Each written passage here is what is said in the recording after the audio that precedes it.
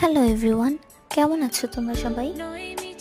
আজকে আমি তোমাদের সাথে একটা পদ্মপুকুরের পেন্টিং শেয়ার করব। ওয়াও! এই পেন্টিংটা এখন প্রায় সব আর্টিস্টরা এঁকে ফেলেছে। কেউ কেউ পেন্টিং করেছে বা কেউ কেউ পদ্মপুকুর বানিয়েছে, কিন্তু আমি এখন পর্যন্ত না পেন্টিং করেছি না পদ্মপুকুর বানিয়েছি।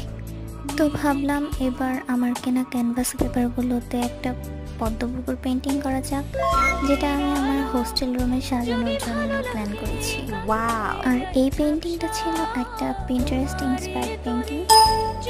পেন্টিংটা করা বেশ স্যাটিসফাইং ছিল, কিন্তু এখানে গ্রিন কালারের ইউজ অনেক বেশি।